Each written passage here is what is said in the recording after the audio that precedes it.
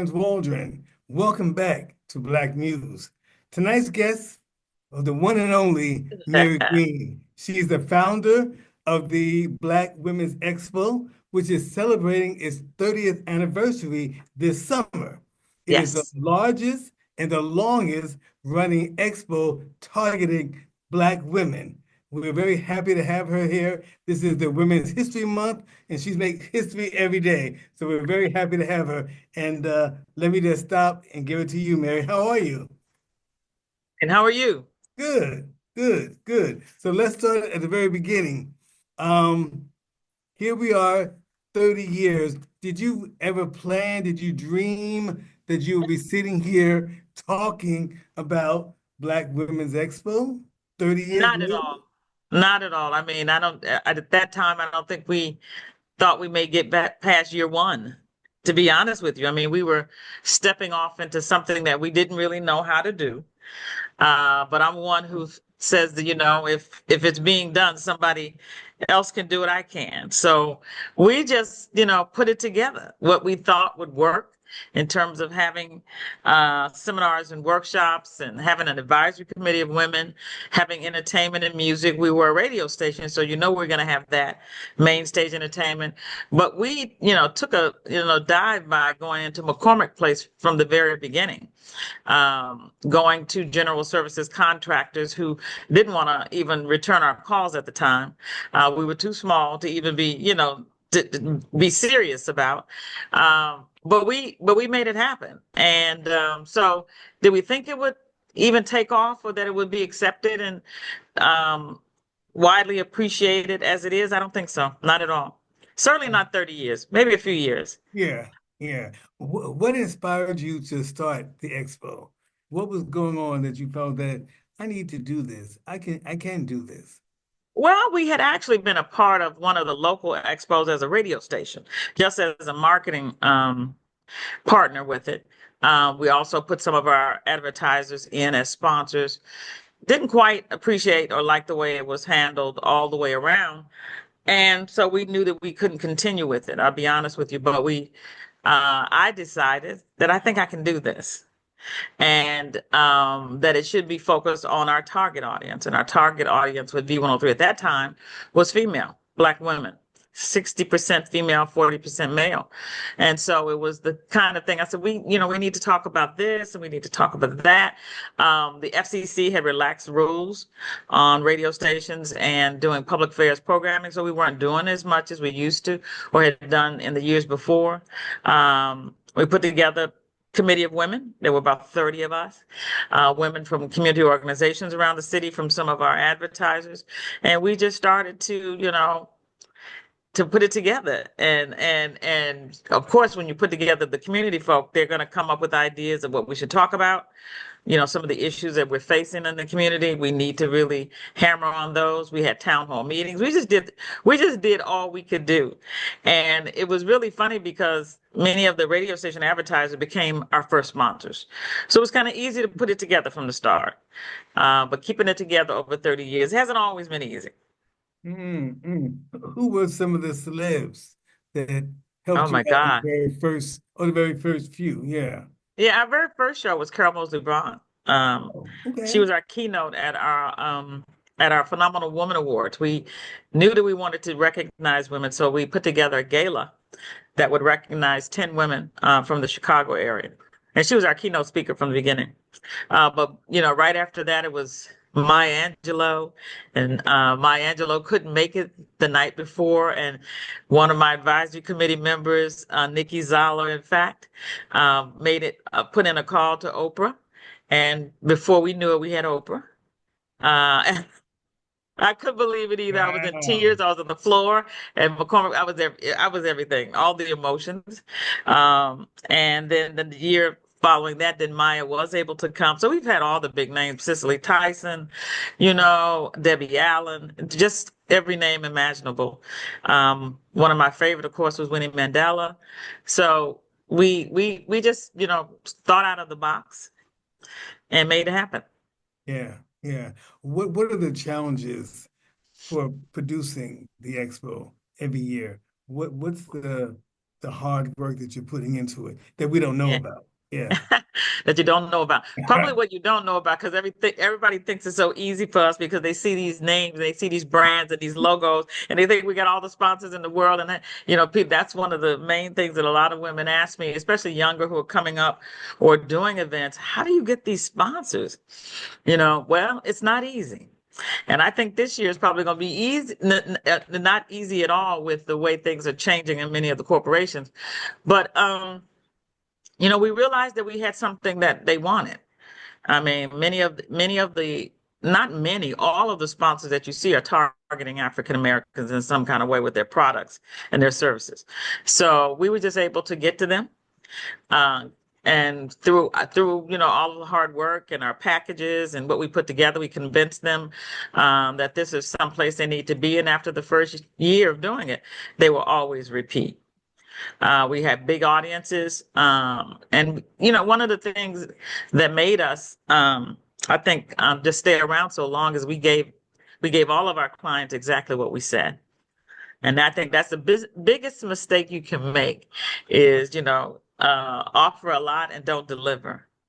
So if we say you're getting in your package, if you're getting, a 10 by 20 booth and you're getting carpeting and you're getting to be on 20 promo spots on V103, you're going to be in ads in the Chicago Defender, your logo is going to be here, there, you're going to get 25 tickets. We got to give you that. And what I've heard from some of the companies is that didn't always happen with events. Oh, wow. Okay. Give us a sneak preview for this summer. What can we expect? I mean, and tell me the dates and all that too. Yeah. Yeah, the 30th anniversary is August 1st through the 3rd at McCormick Place. We'll still be in the North Building, but we're going to be in the bigger hall. So we're going to be in B Hall in the North Building, which is where you normally would see the auto show. Oh, wow. So Nice. we've gone up a level. Um, what you can see is everything that is of interest to our community. What is becoming big is health and wellness. So we have a lot of support from pharmaceutical companies, from health organizations and hospitals around the city. Northwestern is a sponsor and had never been in until 2 years ago. This will be their second year. Um, University of Chicago Medicine is always there, and they're doing health screenings.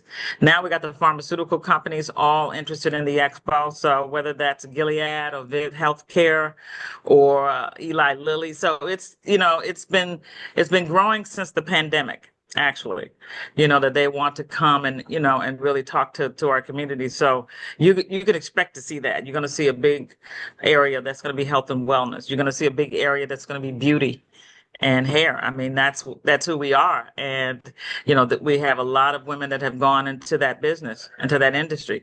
So they will be there with their products, all of their products. We have, you're going to see incredible entertainment on our main stage. I mean, we are working on that. We are going back, we're going back, 30 years and trying to bring some of those people that are still around that were with us before. I mean, we've been in the last week been dealing with the fact that Angie Stone was with us last year and she just passed. And that was the first year we were able to get her. So we were very, very thankful for her coming and being a part of our show just last August. Yeah. So we'll be bringing some of, and there are many of them that have gone on and passed away, but we'll be bringing, many of our speakers, a number of our entertainers, just people in general, and bringing them back to commemorate this 30th anniversary. Yeah.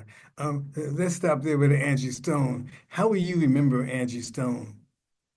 How I remember her? Well, we were surprised when, I'm gonna tell you how I remember it. We were surprised Mhm. when she came that she was really just getting over, a sickness. So she was not able to stand, actually. Oh We no, had really? we didn't know that till she got there. We had a high boy for her to stool. I'm sorry, for her to sit on the stage, but she still did her music. She still wowed the crowd. But it was Mm. clear that she was had lost a lot of weight. When I saw the video of her last performance before the car accident, she had gotten it all back together. Oh, Oh okay. yeah. Her weight was back up, so she looked incredible. Right. So we're very sorry. We'll remember her as coming and making it to our show and spending a lot of time with not only on the stage but afterwards. and talking to people and doing autographs and that kind of thing. Wow. Wow. Yeah. Ooh, that one came out of nowhere for Out me. of nowhere. It's Out of nowhere, nowhere. but Yeah, you out never of know. nowhere. You never know. You never know. Yeah. I also want to thank you for allowing our students to perform at the Black Women's Expo. The Okay. students at the Chicago West Community Music Center, they really enjoyed that moment, and that's Okay. still part of what they've done that they're real proud of. So we thank you. Yes. You're welcome. You're welcome. We like doing that. I was just had a meeting today with someone who's going to work really hard on bringing a whole youth component to the show this year. Because when we moved from March to the summer into August, we kind of lose out on some of the schools because they're not in session. That's right. So we're dealing with the alternative schools and some of the youth centers and that kind of thing to bring the youth to our show. Right. And generally they come in free. So it's not about us trying to charge and make money off of them or anything like that. So we're working with an entity that's going to help us pull that together in a bigger way this year. Cool, cool, cool. And you have an extensive background in radio and TV. Now, your first big job was for a local station in Rochester, where you're from. Tell us about Exactly. that. Tell us about that. Well, when people ask me where I'm from, I don't really know anymore because I was really born. I was born in Nashville. My Oh, family's from Nashville, so okay. we're from Nashville, Tennessee. But we actually moved to Rochester when I was 10 years old. So I got involved with the National Black Media Coalition.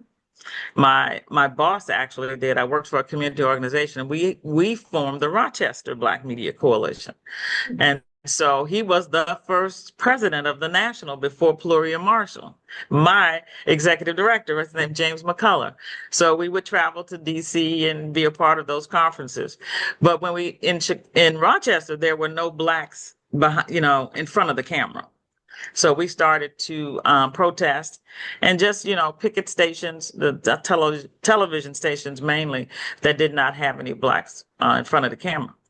And through that, we did a big sit-in at the ABC affiliate, and I was hired. So you know how you go in and everybody, you got 300 people fill out an application for a job. That'll kind of shut everything down for a minute. So we did Yeah. that, and all of a sudden I get a call like a few weeks later they want to hire me. So I took the job, and we knew what it was to kind of quiet down the organization.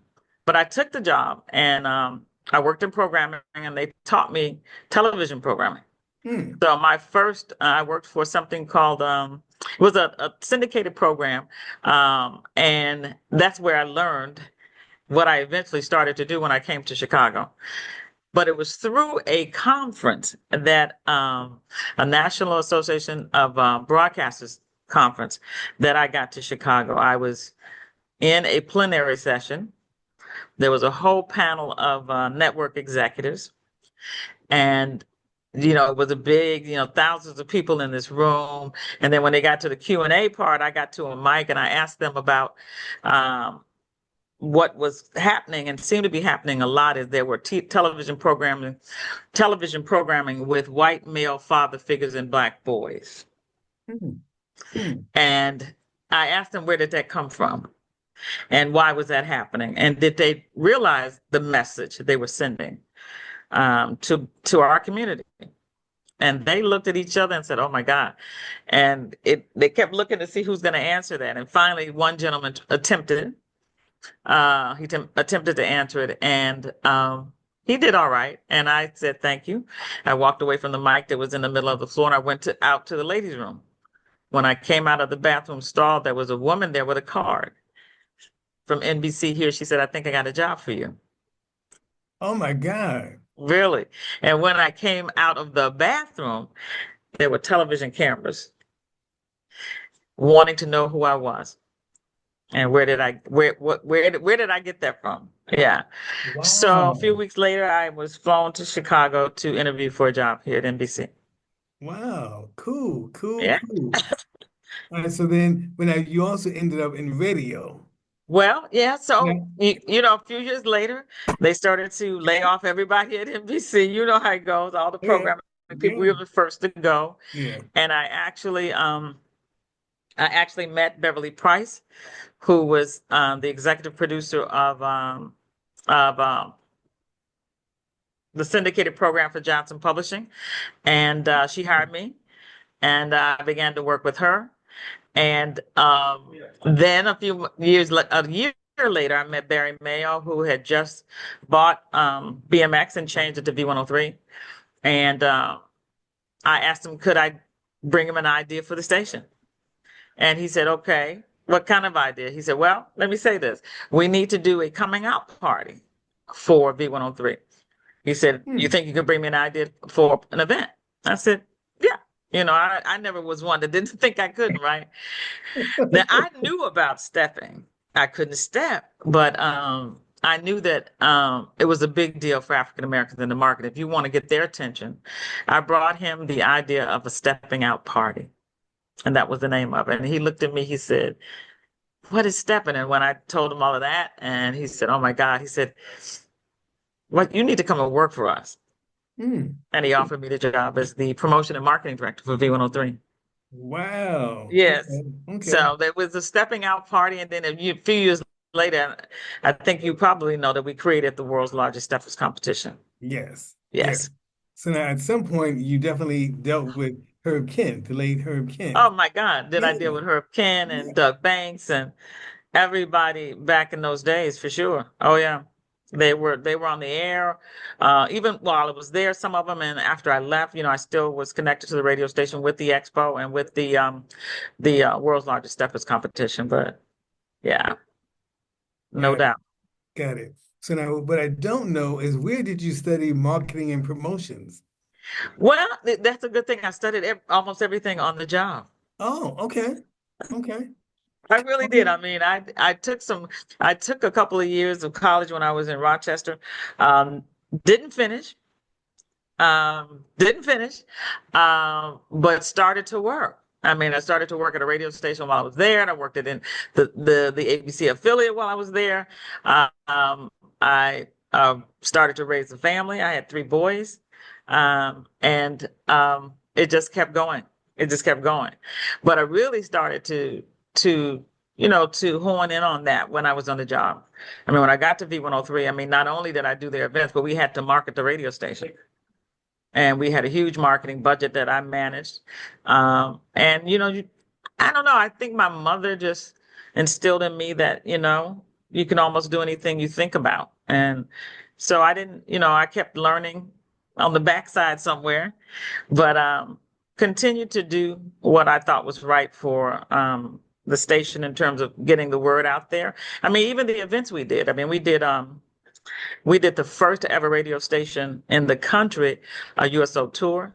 That was our idea. That was my idea.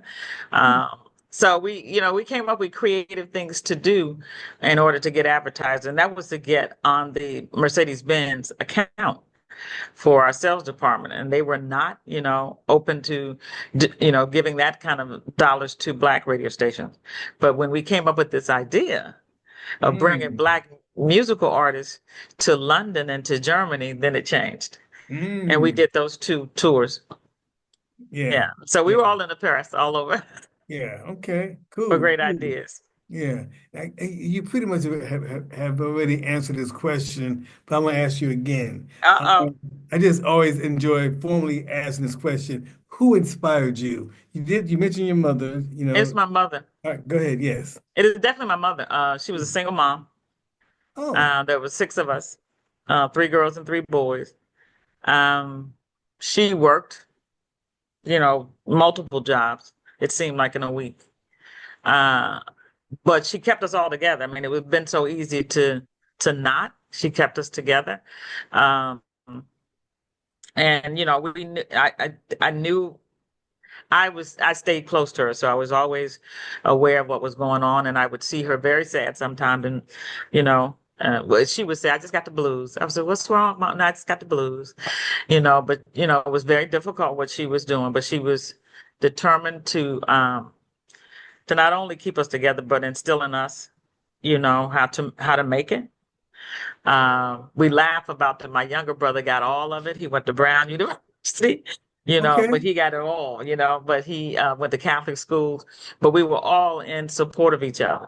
And she was always supporting everything we did. But she had one big saying that is a lot of African American women have heard of. I heard somebody say it recently, just put one foot before the other. You know, it's just that simple. Don't lay down and stop. You can do this. It's going to be tough. We know it's going to be tough. Uh, but just keep moving forward. So that's what it has instilled me all of my life is just keep moving forward. Keep moving forward. I love it. Love it. Yeah. Love it. Yeah. So here we are now in Women's History Month. How should we celebrate that? What's a good way to celebrate Women's History Month? Wow. I mean, there's so many ways. I mean, I think all of that is happening. People are coming around all of the women's events. There's so many things that are happening. Um, and I think, just to see not only females, but males as well, to celebrate. I think, one of the things that happens at the expo is we talk about all the issues that are affecting us. And one of them is Black females that are alone or single moms. And I Mm, think if there was anything that, I could do is to bring that back to our lives. We talk about it in groups. We know that, the society, it was easy for them to separate us. And, that has been a big issue. Women trying to raise boys. We don't know everything there is to do, and many of us have done the best that we can. mm. I think celebrating what women have been able to accomplish, and many of them have, kept the family together, single mom. I mean, so many single moms. I mean, that's all you hear about, you know. And then you will hear men that say that we're too difficult to deal with, or we're too tough, we're too strong, but and I like to say you made us that way. Mm. You made us that way. You left us to fend for ourselves and for the family. So we had to be strong. So I think recognizing that and probably, showing a little bit more love would be the way to celebrate to me. Yeah. Yeah. Okay. Yeah. Now, you also have a company, MGPG Events. Tell me about that. Well, I think that that's what we first started with. Mm-hmm. I mean, when I left the station, I opened up the event company. The expo, the world's largest steppers competition, were our first properties. Okay. But we were an event, we were an event company. Who did I think I was to open up an event company? I will tell you. It's funny because Okay. everything just landed in place. I was at a meeting and this woman was telling me about her husband was looking to sublease his office. Well, the office was a block from the radio station. Oh, And so I went there and leased it, and I was able to do both jobs for about 6 months. So I still did my job at the morning at the radio station, and I walked down a block to our office where I had a couple staff people. So, uh, you do what things just sort of fell into place. That's yeah. all I can say. Yes. It wasn't anything that we planned it this way. I knew I had the Steppers event to do, and I knew I had the expo to do for the radio station. At that time, they still owned it. But after people started seeing that we were out here on our own, then we started to get calls to do other events, and it just grew from there. Right. Right. I Now, didn't even have a license on my wall, and the city of Chicago walked in one day and said, "Okay, where's your license?" uh-oh. They gave me time to get it, and so I got it. But Okay. I didn't know I didn't know I needed to have it, Howard. I mean, I didn't, Clarence. I didn't know that. I Right. was like, wow, okay, where do I get it? They told me. They were very nice. Okay. Okay. Now, you also were the producer of the Chicago Urban League's Golden Fellowship Awards Gala. What was Yes. that about? And who was the entertainer this year? Oh my Or God, it last was year? last year, and Yeah, it last was year. we were able to secure Fantasia, Oh, y'all.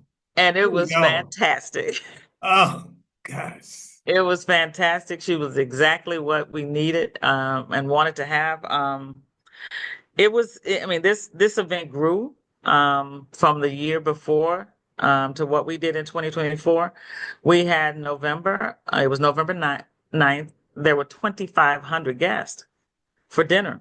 So I Mm, was able to convince them that we should go to McCormick Place, that they had incredible ballroom called the Skyline Ballroom, and that I thought it would be ideal for the show. Wonderful pre-function space that we use for a reception. Just incredible space. Parking right there. You walk out of your car, you on the level of the ballroom. And that was, really the Urban League had outgrown many of the hotels. They just don't hold that many people. Right. And, everybody talks about how you had to squeeze between the tables. Well, we didn't have that this time. We actually had two stages. For Fantasia, we had a stage for the award presentation, and we had a round stage for her that went more out into the audience. So Okay. it was wonderful. It was wonderful, and we will be doing it again. It Okay. is going to be Saturday, November 8th this year, Okay. again at McCormick. All right. That's good. That's good. Now, the expo, don't you have similar expos going on as well in other cities? That Like, we have yeah, we have done. We yeah, have been in multiple markets and many yeah. different markets over the years. But last year was it finally dawned on me. I said, Essence Festival does not move. It is always Mhm. in New Orleans. And so Chicago is a wonderful city and people need to start coming here. So we actually filed for a tourism grant and got it. First time ever applying for something like that, but we got a grant that allowed us to promote the show in multiple markets outside of the city of Chicago, to bring people to the city, to bring vendors to the city. And we're doing it again this year. But we did over the years. We have been in Detroit. We've been in Atlanta 4 years in a row. We were in Dallas. We're in Biloxi, Mississippi. We Okay. were Okay. wherever someone reached out and said, "We'd like to see your show here." Yes. And so we did that for a number of years. Got it. Got it. This is like a Jet Magazine question. Uh-uh. Any of your sons showing an interest in the Black Expo? Do they work for you or anything like that? Talk No, about. one of my sons worked for me for 2 weeks. And when payday came, that was it. Oh, really? Okay. He Okay. got his check and he told me he was going on vacation. I said, "Excuse me." So I knew he didn't like it. And like I said, I only had boys, so I didn't have a girl who would want to walk in and take this over. So no, Right. no, Right. Okay. they're not Okay. interested. Yeah, yeah. Now think about your legacy. Do you think that, you want this to continue the years later once you're gone, many years from now? Do you want, yeah, what's your legacy going to be, do you think, Mary? And let Well, me ask you that. I don't think it's up to me, but I do think that I know that when I think about how I got to 30 years, see they won't let you stop. I mean, people try to buy booth space at the show for next year. We're Ooh, like, wait a minute, no, no, no, I don't want to. I don't want to do really? that because when the pandemic hit, um, and the city was shut down in March, our show was in March, the last Mm, weekend in March, and so we were shut down 2 weeks before the expo. And we did something that a lot of events didn't do and festivals. We gave all the money back. mm, We put out a letter to all of our vendors who have paid up. You can have your money back, or would you like to wait till next year? And you didn't know whether it was going to happen or not because of right. what was going around. So most of them wanted their dollar. They needed them back, and we did. And in fact, ABC7 came and did a story on us because of that. Wow. Yeah. Okay. So the legacy, I think it will live on. I don't think I have to be in front of it to do that. I don't. So that's kind of what we're thinking about in terms of how that transition would work. Right. Got Yeah, it. because 30 years is a long time. It's a long time. It's a long time. Yes. Anything else that you would like to share? Anything else on your mind since we got Um, you here? well, I think the only thing I can share is that we're looking at what's going to happen this year because of what's going on with DE&I, and many of our sponsors came out of those corporations, and it came from those departments. They were DE&I directors. Yes. They were in diversity, or they were in they were in marketing, or they were in something that would be the reason that they would want to reach out and be a part of the show. We haven't seen it yet, whether how we're going to be affected. but I can tell you, I'm wondering how it's gonna play out. Will we be able to raise the kind of money we've been raising to do the show, you know? Yeah. So I think we're still not, we're still gonna keep moving though. We're gonna put that one foot before the other. I All can tell you right. that. All I right. can tell we're working on it like it's happening. Yeah. We've Yeah. been working Yeah. on the show since December, really. We have our team meets every 2 weeks. We're meeting this Saturday. So lots going on. I'm bringing back our advisory committee of women that kind of disbanded about 7 years ago. Um, it was just, had been going on so long. And, but many of them are still around. The city of Chicago, Betty Magnus, Deborah Porter, Oh, yeah. Reverend Jeanette Wilson. So many women are still here and still want to be a part of what we do. And one person said to me, "You have the platform, you have the people, and we need to talk this year." So I think we're going to focus on some things that we probably never thought we would have to uh, at the show. But we got to keep it together. We got to be Yeah. unified. So Yeah. Yeah. All I'm right. looking forward to it. Yeah. Yeah. I can't believe our time is up already. This is Oh my, it's very good. been Thank you. wonderful. Thank you. Thank you for joining us Oh, I today. love it. Yeah, but before we go, there's one more thing that I want to do. I want to give a shout out to Howard Sandifer and his wife Darlene Sandifer. They were the founders of that school I mentioned, the Chicago West Okay. Community Music School, and this Yes. whole video podcast was their Is it? idea.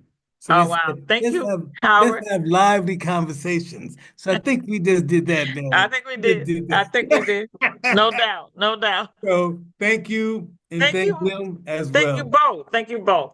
Yes, All yes. right. Have a good evening. All right. Click like and subscribe. All Click right. like and And subscribe. subscribe. Will do. Yeah.